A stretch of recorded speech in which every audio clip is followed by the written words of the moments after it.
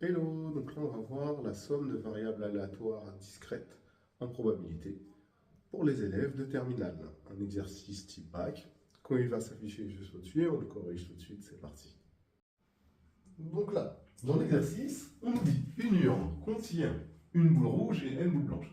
On tire successivement avec remise deux boules dans l'urne. Exprimez en fonction de n la probabilité des événements suivants. M, les deux boules tirées sont de la même couleur, n, les deux boules sont de couleurs différentes. Bon, cette question-là, elle est assez simple. Pourquoi? Eh bien, ce qui peut être intéressant, c'est de se faire un arbre de probabilité.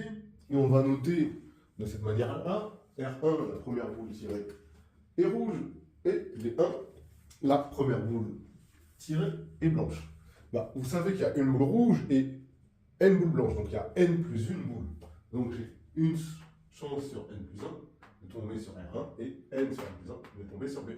Et après, comme on fait une remise, de la même manière, j'aurai R2 et B2, et j'ai 1 sur n plus 1, 1 sur n plus 1 chance de tomber sur R2, et n sur n plus 1 chance de tomber sur B2. Donc une fois que j'ai fait cet arbre-là, on me donne la probabilité de tirer deux boules de même couleur. Bah, deux boules de la même couleur, c'est avoir R2 inter R1 ou R1 inter R2 plus, évidemment, B1 inter B2. Et ça, c'est ce qu'on appelle P2M. D'accord? Bah, de façon assez simple, R1 inter R2, ça me fait 1 sur n plus 1 fois 1 sur n plus 1. Et B1 inter B2, ça me fait n sur n plus 1 fois n sur n plus 1. Bah, finalement, ça va être assez intelligent. Ça va me faire 1 plus n carré sur n plus 1 au carré. Et bah ça, de la même façon, je vais regarder l'arbre.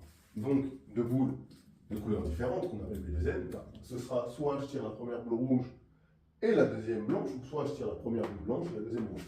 Donc, j'aurai P de R1 inter B2, ce qui va me faire 1 sur n plus 1 fois n sur n plus 1, ce que j'ai ici, et plus P de B1 inter R2, c'est-à-dire n sur n plus 1 fois 1 sur n plus 1.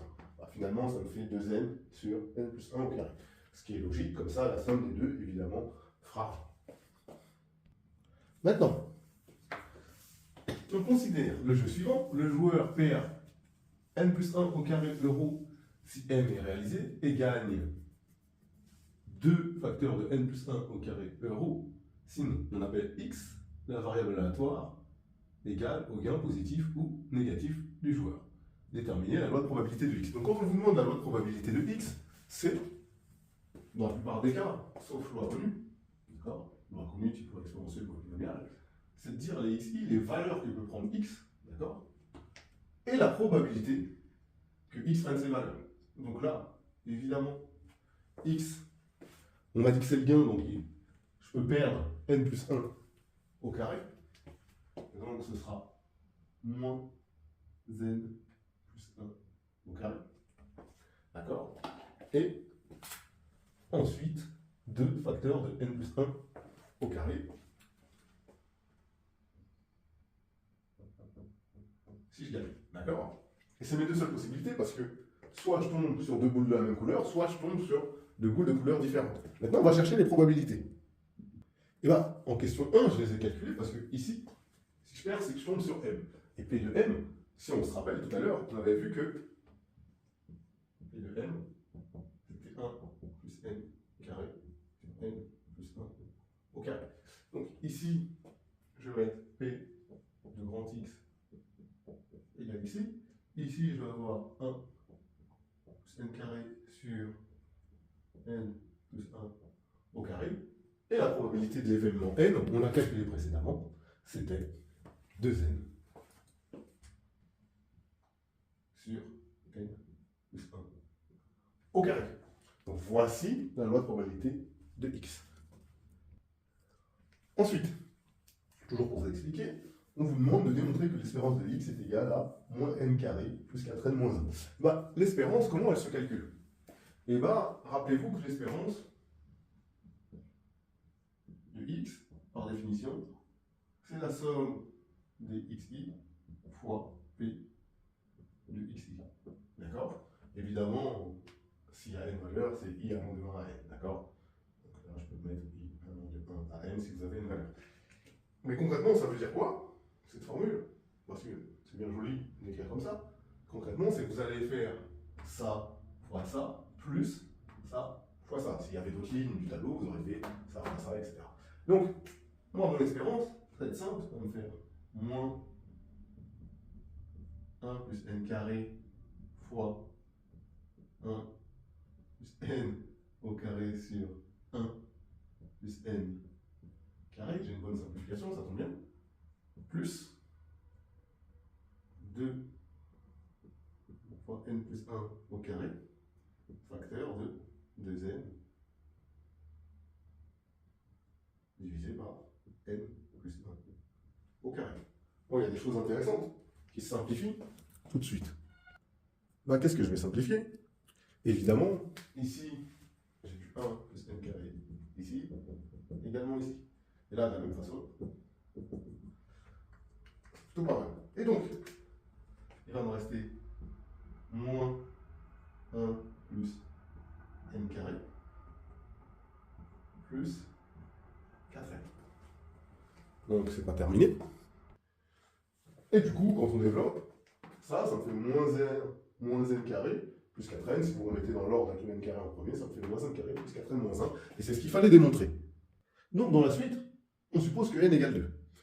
Et on me demande de calculer e de x. Bah, je vais simplement remplacer n par 2 ici. On me demande de calculer l'espérance, donc je vais remplacer n par 2. Donc ça va me faire moins 2 au carré, plus 4 fois 2, moins 1. Donc là, ici, évidemment, ça me fera moins 4, plus 8, moins 1, ce qui me fera 3. Donc l'espérance de x, là, est égale à 3. Maintenant, on va voir la variance de x. Et dans un premier temps, je vais modifier le tableau, d'accord, en remplaçant n par 2, et donc je vais mettre les résultats que ça donne. Pour la variance, déjà j'ai remplacé, hein, donc, moi la probabilité elle est la suivante, donc j'ai les x qui peuvent avoir x qui prend la valeur de moins 9 et 18, et les probabilités ce sera 5 neuvième et 4 neuvième. D'accord? La variance, il y a deux formules. C'est soit vous faites la somme des p de xi facteur de xi moins e de x le tout au carré. Si j'ai n valeurs, i allant de 1 à n, d'accord? Là j'ai que deux valeurs, donc là ici ce sera i allant de 1 à n. Autrement dit, ici qu'est-ce que ça veut dire? Que j'aurai simplement 5 neuvièmes fois moins 9 moins 3 au carré, plus 4 neuvièmes, faire de 18 moins 3 au carré. D'accord? Ça, je peux le calculer, et je vais vous dire ça fait combien. A priori, si je sais calculer, ça fait 180. Bon. Maintenant, je vais regarder avec cette formule, et vous me direz c'est laquelle vous préférez. Espérance de x au carré, en fait, c'est quoi? Vous allez prendre la même formule de l'espérance, sauf que ces termes-là, vous allez les mettre au carré. Donc l'espérance de x au carré, ça me fera moins 9 au carré fois 5 neuvième. Dans ce cas-là, tout va bien. Et ensuite, plus 18 au carré fois 4 neuvième, moins l'espérance de x au carré. Mais l'espérance de x, on a vu que c'était 3, moins 3 au carré. Et ça, normalement, si on est des artistes, ça doit donner 180. Et ça fait également 180. Donc vous voyez que les deux formules pour la variance fonctionnent. D'accord? Vous choisissez celle que vous préférez si vous les avez vues dans votre cours. On passe à la suite. Ensuite, on change évidemment d'expérience puisqu'on nous dit qu'on tire simultanément donc deux boules. Et du coup, on considère les événements suivants: tirer simultanément deux boules de même couleur, donc c'est M, et tirer simultanément deux boules de couleurs différentes. Et on nous demande de déterminer P de M et P de N. Et bien là, il faut comprendre dans quel cadre on se trouve. Et donc, j'ai trois boules. Et donc, je dois en tirer combien? Pour avoir deux boules de même couleur, c'est forcément deux boules blanches. On est d'accord? Puisque j'ai qu'une boule rouge. Et donc, je vais regarder en vrai combien il y a de possibilités. Si j'ai ici les boules blanches, bah, j'ai numérote, hein, si je les appelle bien les deux. Alors, le nombre de possibilités, c'est que je dois tirer deux boules parmi trois. D'accord? Deux parmi trois, parce que j'ai trois possibilités enfin, possibilités, comment je vais tirer. D'accord? Donc là, ça va être simple. Et la probabilité de M, c'est tirer deux boules blanches, d'accord? Donc, P de M, ça veut dire que je vais prendre deux boules blanches parmi les deux. Donc j'aurai 2 parmi les deux. Et évidemment, 0 boule rouge. Donc, ok, sur mon ensemble de possibilités, qui est 2 parmi 3. Donc là, bah, ça va être assez simple. 8 P de M, qui est l'événement ici, bah, qui est nécessairement l'événement contraire, d'accord? Puisque j'ai qu'une boule rouge, et bah, donc lui, ce sera 2 tiers dans ces cas-là.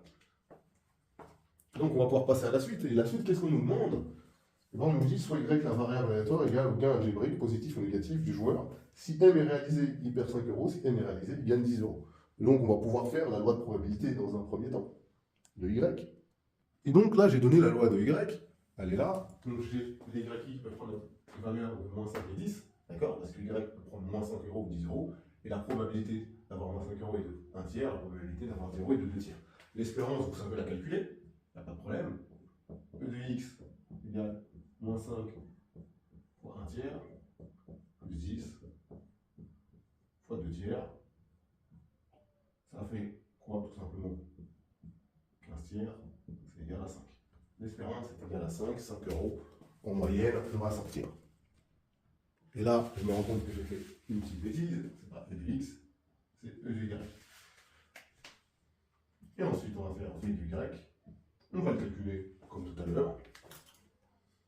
Et bien, V de Y vaut 50 après calcul. D'accord? Là, moi, j'ai utilisé une formule de la variance, vous aurez pu utiliser l'autre, comme je vous ai expliqué tout à l'heure. Vous devez trouver 50 quoi qu'il arrive. Donc, je rappelle les résultats de l'espérance et de la variance de X de la même façon de l'espérance et de la variance de Y. En question 6, on nous demande de calculer E de X plus Y. Et je rappelle quelque chose sur l'espérance. L'espérance, c'est linéaire. Ça veut dire que si vous avez A et B de réel, bah, espérance de AX plus BY, c'est égal à A fois l'espérance de X plus B fois l'espérance de Y. D'accord? Par ailleurs, si vous avez ça, espérance, je ne sais pas, de AX plus petit b, ça vous fera A espérance de X plus petit b. D'accord? Parce que espérance de petit b, évidemment, c'est petit b. D'accord? Ça, il faut bien le retenir. Important de le savoir. Bah, moi, on me demande E de X plus Y.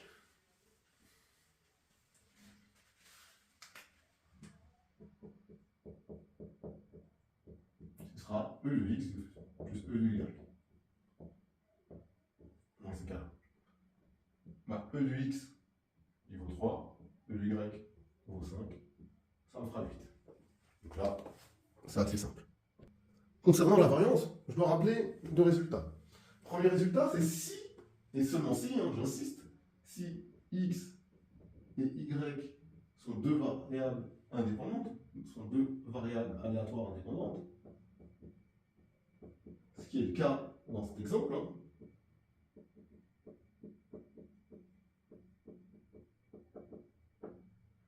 et bien, on a V de X plus Y égale V de X plus V de Y, et j'insiste, si X et Y sont des variables aléatoires indépendantes, sinon ça ne marche pas.